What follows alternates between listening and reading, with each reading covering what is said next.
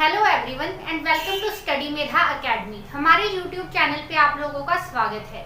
अभी आप लोग हैं हमारी क्लास 11th की बायोलॉजी क्लास में, जिसमें हम लोग आज चैप्टर 2 बायोलॉजिकल क्लासिफिकेशन का 3rd लेसन जो है वो करने वाले हैं।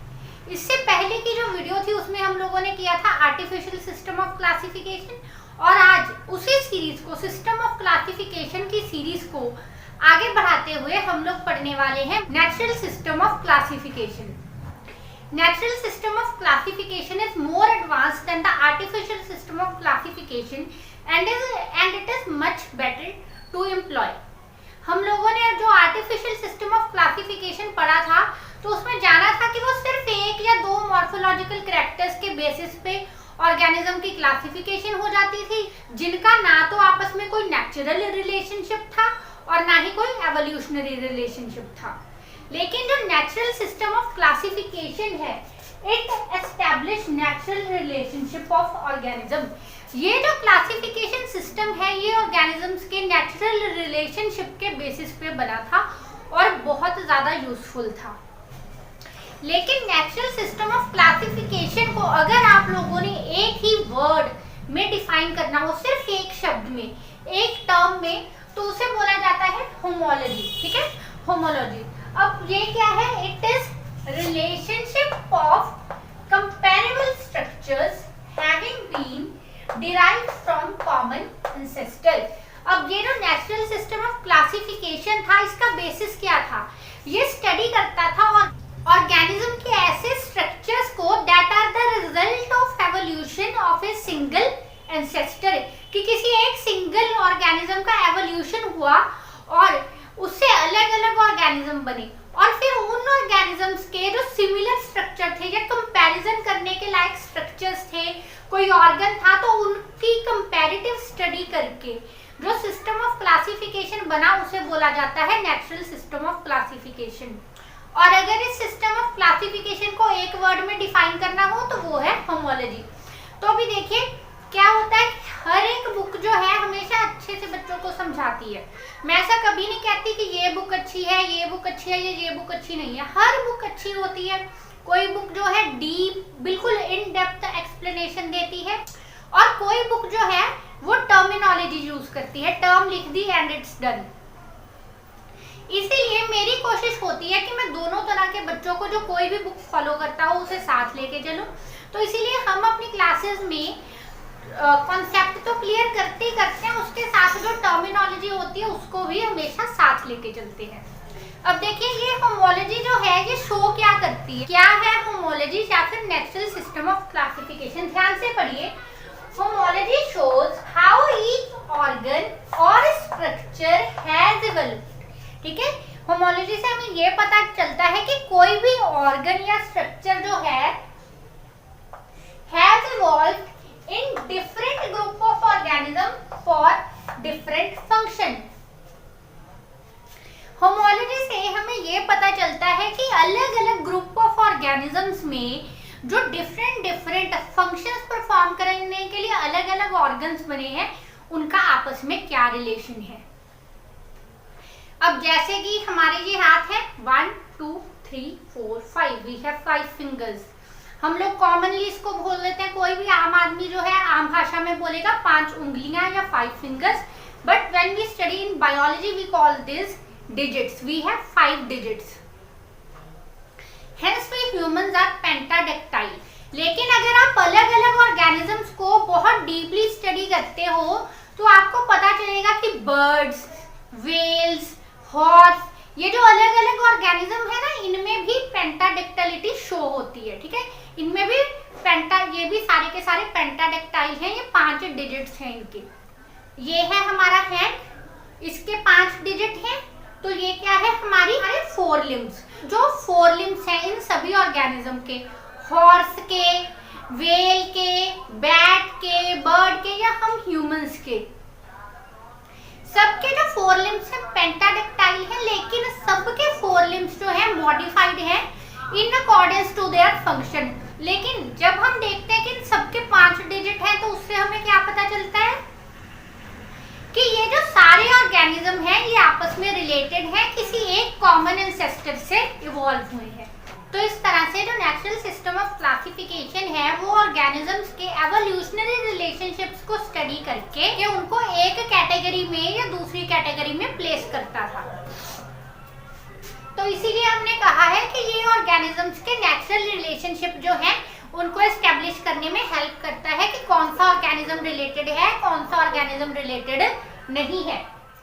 तो नेचुरल सिस्टम ऑफ क्लासिफिकेशन क्या है? It is classification of organism according to relationship based on descent from common ancestor.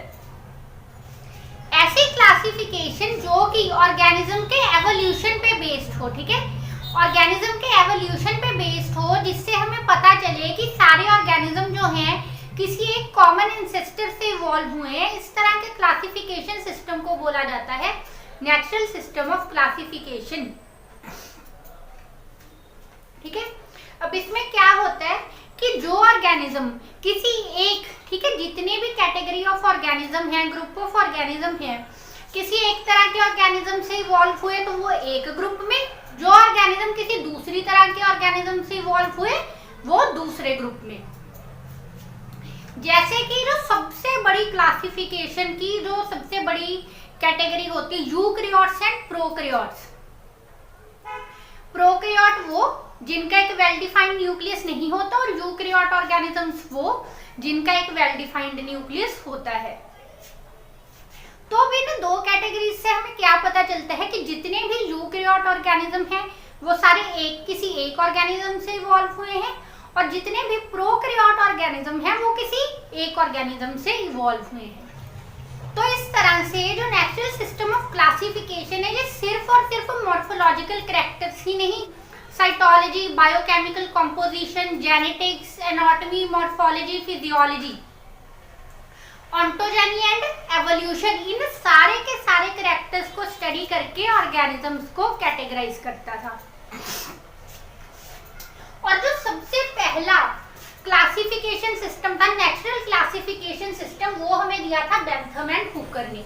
Bentham और हुकर जो थे उन्होंने सीड प्लांट्स को, ठीक है, सीड प्लांट्स को कैटेगराइज किया था on the basis of natural system of classification. और ये क्लासिफिकेशन उन्होंने दी थी अपनी बुक जेनेरा प्लांटेरम में, ठीक है। जेनेरा प्लांटेरम ये जो है ये बुक है बेंथम और हुकर की, जिसमें उन्होंने फर्स्ट टाइम सीड प्लांट्स को नेचुरल सिस्टम ऑफ क्लासिफिकेशन के अकॉर्डिंग क्लासिफाई किया था। अब देखिए जो नेचुरल सिस्टम ऑफ क्लासिफिकेशन था इसमें ऑर्गेनिजम्स के ऐसे वेजिटेटिव कैरेक्टर्स जो है वो स्टडी किए जाते थे जो कि एनवायरनमेंट के साथ चेंज ना हो। जैसा कि हम लोगों ने आर्टिफिशियल सिस्टम ऑफ क्लासिफिकेशन में पढ़ा था कि उसमें ऐसे कैरेक्टर्स जो है उनको कंसीडर किया जाता था जो कि एनवायरमेंटल कंडीशंस के साथ चेंज हो जाते थे। लेकिन ये चीज जो है नेचुरल सिस्टम ऑफ क्लासिफिकेशन में बिल्कुल भी पॉसिबल नहीं है। उसकी वजह ये है कि ये जो नेचुरल सिस्टम है ये सिर्फ और सिर्फ मॉर्फोलॉजिकल कैरेक्टर ही नहीं, सारे के सारे ऑर्गेनिज्म के इंटरनल और एक्सटर्नल कैरेक्टर्स को स्टडी करता है। तो अब क्या इसका मतलब ये हो गया कि आर्टिफिशियल सिस्टम ऑफ क्लासिफिकेशन कहीं काम नहीं आता? बिल्कुल नहीं। जो आर्टिफिशियल सिस्टम ऑफ क्लासिफिकेशन है वो फील्ड आइडेंटिफिकेशन में, किसी भी स्पेसिमेन की फील्ड आइडेंटिफिकेशन में मदद करता है। उसकी वजह ये है कि ये सिर्फ और सिर्फ ऊपरी मॉर्फोलॉजिकल कैरेक्टर्स को कंसीडर करता था, जैसे प्लांट और एनिमल। कोई चीज नहीं मूव कर रही तो प्लांट, मूव कर रही है तो एनिमल। दूसरा सबसे बड़ा डिफरेंस जो आर्टिफिशियल सिस्टम और नेचुरल सिस्टम में था वो ये कि आर्टिफिशियल सिस्टम में होमोलॉजी कभी भी स्टडी नहीं की जाती थी। उसके बजाय जो नेचुरल सिस्टम है ये पूरी तरह से ऑर्गेनिज्म की होमोलॉजी पे बेस्ड है। जो नेचुरल सिस्टम ऑफ क्लासिफिकेशन है इसमें कभी भी ऑर्गेनिज्म की हैबिट और हैबिटेट को स्टडी नहीं किया जाता। और दूसरी साइड पे जो आर्टिफिशियल सिस्टम ऑफ क्लासिफिकेशन है वो सिर्फ और सिर्फ ऑर्गेनिज्म की हैबिट और हैबिटेट के बेस पे ऑर्गेनिज्म को कैटेगराइज कर दिया जाता था। ये तीसरा सबसे बड़ा डिफरेंस है आर्टिफिशियल सिस्टम ऑफ क्लासिफिकेशन में और नेचुरल सिस्टम ऑफ क्लासिफिकेशन में। और इन्हीं सारे डिफरेंसेस की वजह से जो आर्टिफिशियल सिस्टम ऑफ क्लासिफिकेशन था उसमें क्लासिफिकेशन जो है बहुत, हम ऐसा बोल सकते हैं कि किसी काम की नहीं थी। उसमें जो ऑर्गेनिज्म सिमिलर थे वो अलग अलग कैटेगरी में चले जा रहे थे, जो अलग अलग थे वो एक कैटेगरी में चले जा रहे थे। और जो नेचुरल सिस्टम ऑफ क्लासिफिकेशन है ये बहुत प्रिसाइज था, इसमें इसे गलती की कोई गुंजाइश नहीं थी। एक जैसे organism, similar character, similar genetics, similar physiology, anatomy, morphology, cytology और बायोकेमिस्ट्री वाले ऑर्गेनिज्म एक ग्रुप में, अलग अलग कैरेक्टर्स वाले ऑर्गेनिज्म अलग ग्रुप में। So this is natural system of classification which is based on the common ancestry of organism. और यही है हमारा आज का लेक्चर। अगर आपको इस लेक्चर में कुछ भी परेशानी हो, कुछ समझ ना आया हो तो कमेंट करके जरूर बताएं। उसके अलावा इस लेक्चर के जो पीडीएफ नोट्स हैं वो इसी वीडियो के डिस्क्रिप्शन में दिए हुए हैं, आप वहां से डाउनलोड कर सकते हो। और अगर आप लोगों को कोई भी सवाल है या कोई और कॉन्सेप्ट समझ नहीं आ रहा जिस पे आप चाहते हो कि स्पेशली वीडियो बने, तो आप उसे भी कमेंट करके जरूर बताएं, हम आपकी पूरी से पूरी मदद करेंगे। और इसी के साथ बाय। लेकिन तब तक आप हमारी इस वीडियो को, अगर ये वीडियो आपको अच्छी लगी हो तो इस वीडियो को लाइक करें, अपने दोस्तों में शेयर करें और हमारे चैनल स्टडी मेधा अकेडमी को सब्सक्राइब जरूर करें।